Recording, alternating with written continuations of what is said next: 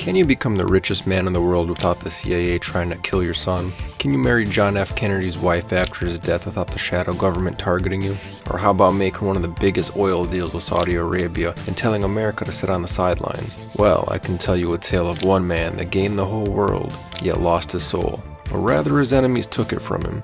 In 1906, a Greek boy named Aristotle Onassis was born in Izmir, Turkey, and grew up to a relatively well-off family. The coast of Asia Minor was full of Greek citizens. Izmir, Constantinople, and other cities were inhabited by both Greeks and Turks. His father was a wealthy tobacconist in the region, and Aristotle was raised in the ways of tobacco. He was a handsome young man with a bit of money in his pocket, so he was taking advantage of it. He was known as a braggart, and who could blame him? He was well-trained, he knew Turkish, Greek, Spanish, and English. He was showing off his well-trained body to girls, smoking while he was underage at 15, and he was enjoying life to its fullest. He was living it up, but just like throughout most of history, when things are going good for a Greek person, it seems like the Turks have to come in and piss in their Cheerios. In 1922, the Turks attacked Asia Minor and many Greeks had to flee to avoid genocide. Among those that fled were Aristotle and his family. The Turkish people did this as revenge. You see, after 700 or 800 years of the evil Ottoman Empire, Turkish people finally had their day of reckoning for committing war crimes and brutal slavery for centuries. In 1912, Serbia formed the League of Balkans, which included Greece, Serbia, and Bulgaria. Together they declared war against the Ottoman Empire and defeated it, making the Ottoman Turks lose their territory in Europe. To make matters worse for the Turks, shortly after this they lost World War I, and the Greeks, British, French, and Italian troops introduced the Turkish people to their submissive feminine side by defeating them in their homeland. Except now, instead of losing territory in Europe, the Turks lost their whole empire. The Allies started dividing the Ottoman Empire up amongst themselves, and after centuries Christians were once again occupying Constantinople. However, the Turks were spiteful, yet couldn't do anything about being dominated by their new European overlords, so they lashed out against a minority in Turkey, the Armenians, as well as Greeks, just for being Christian. During this genocide, the Turkish people slaughtered 1.5 million Armenian people as revenge, and put much more into slavery, mostly women and children. Because of this turmoil, Aristotle's family had to flee and arrived in Athens, and then in 1923 Aristotle moved to Buenos Aires, Argentina, with only $250 in his hands and a passport. Going from being a kid from one of the richest families that had money and fame, he had to start all over with nothing and work his way back to the top. This is the start of one of the greatest rises and falls in history. Due to losing everything in Turkey, Onassis started back at the bottom by working as a dishwasher, as a night guard, or as an employee at a laundry center. Onassis had an amazing talent, an unerring instinct about what's going to influence the world next. He could see the trends before anyone else. Let me explain. In 1929, he established his own enterprise for importing and exporting, you guessed it, tobacco. He was able to import tobacco, sometimes illegally, to which he had a constant supply. He came up with a good marketing tactic that spread his brand. He was throwing empty packs of cigarettes in the busiest streets of Buenos Aires. To add on to that, he created light cigarettes for women with a pink and gold paper, and he promoted them through his love relationship with the famous singer Claudia Muccio, which I'm hoping I'm pronouncing right, which coincidentally didn't last too long. That was the cleverest way to get people to recognize his brand. Leave it to a Greek guy to come up with something that cool. I don't care what anybody says. As far as their ideas go, it's like feta cheese, this idea, and then the Trojan horse. And then he got women smoking because, they gotta look cool too, right? In 1929, humanity faced one small road bump, the Great Depression. People were losing their jobs, their money, and things didn't seem to go very well for anybody. Onassis decided to change businesses. He made enough money from tobacco and he was ready to find the next big thing to invest in.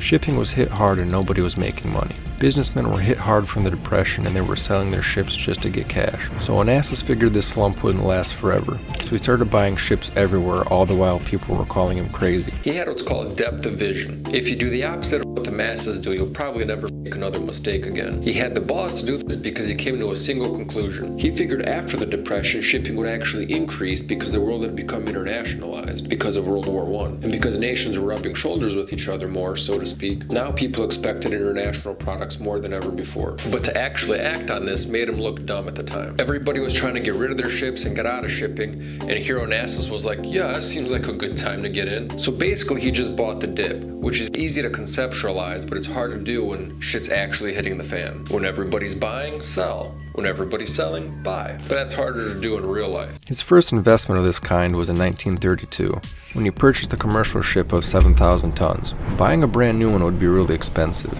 The quality of it was dubious at best, as there were reports of people saying the ship was so fragile the only thing that kept it together was the paint.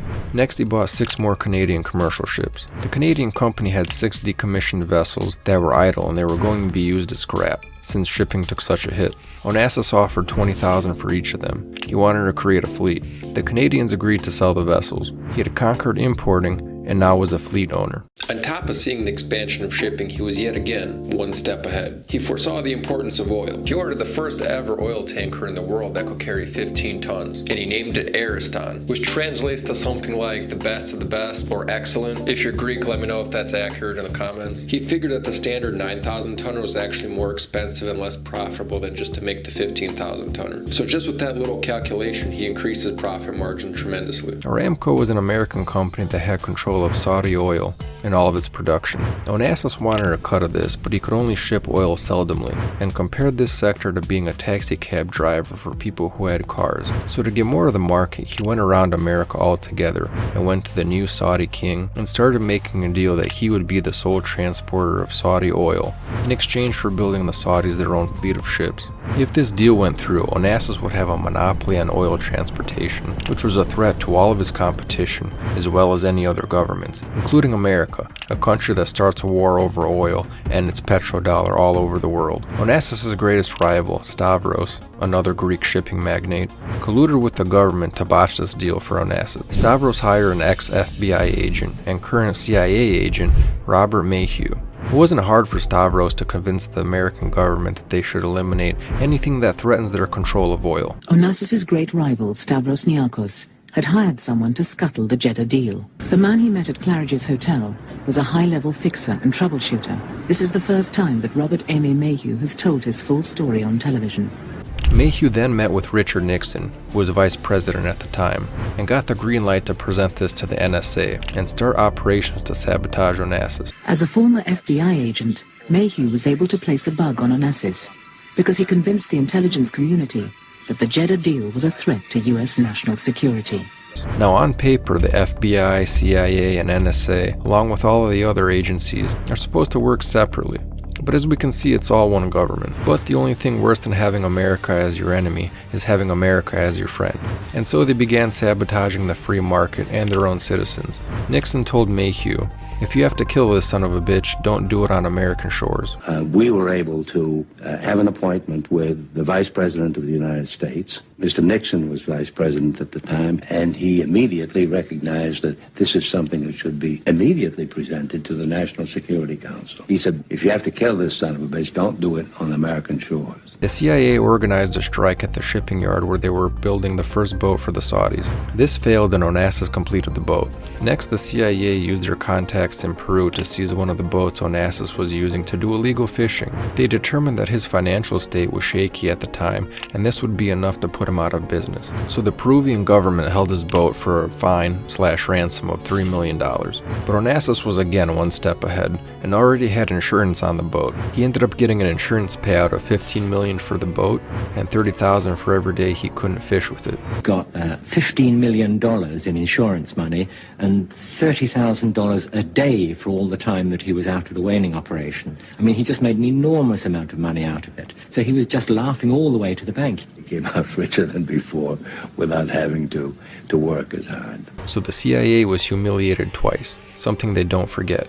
Not only was Stavros and the government against him, he had all of the oil companies working together to ruin this deal by getting the Swiss courts to put a stop to the deal. So far, it was actually impressive how many enemies Aristotle was able to conjure. He's got the Turks, the FBI, CIA, Richard Nixon, Stavros, and that's not going to be all of them. He gets more. However, even though this deal fell through, another win for Onassis came in the form of Egypt nationalizing the Suez Canal. The French and British saw this as a threat to their interests and declared a war on Egypt and defeated them. But during this time, the canal couldn't be used and more tankers were needed to make the longer trip around.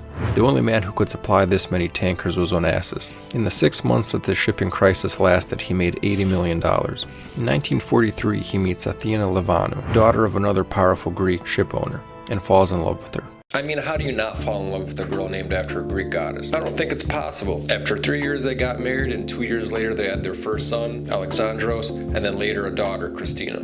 Kids were extremely important to Aristotle. Keep that in mind for what happens in the end. Athena ends up divorcing him in 1960 when she found out he had an affair. This was something typical for Onassis. He loved women, and during his life he had many partners. But at least he loved his kids. You gotta give him that. I'd value a guy being a good dad over a good husband any day of the week. In 1963, Onassis bought Skorpios, an island in the west of Greece, and transformed it into a paradise. He planted trees, built houses and farms, created lakes and beaches. This was a safe place where he headed to relax and prepare his next moves. In the intro I mentioned the First Lady, Jackie Kennedy, who was obviously married to JFK. So how did Onassis end up being her husband? Well, after Johnny Boy got his brains blown out for trying to put us back on the gold standard, his wife decided to marry the affluent and rich Aristotle Onassis, proving that as soon as a man falls off, women are quick to move on. Remember, she's not your girl, it's just your turn. And despite being rich and handsome and being able to have whichever woman he wanted, Onassis decided to take John's leftovers as his own. He married her in 1968 at Skorpios. The truth is, many people from both families didn't approve of this marriage, so we can add the powerful Kennedy family to the list of enemies he had. Until now, Onassis was living an amazing life. Money, power, fame, women, he had it all. His downfall was the accident that cost his son's life. In 1973, an airplane accident seriously injured his son under unclear circumstances. The plane he was on had just been serviced, and the aileron cables had been reversed, which ended up causing the plane to crash. His brain was severely damaged, and later was declared dead. Onassis believed that this was a murder attempt, and he would offer $1 million to anyone that would solve the mystery. It's hard to say who could have been behind this, as we see at a list of powerful enemies, from the government to his many business rivals, the Kennedy family, or maybe it was just an unfortunate accident. I'll let you decide. After having all the joy sucked out of his life by this, Onassis died not long after, leaving a foundation in his son's name.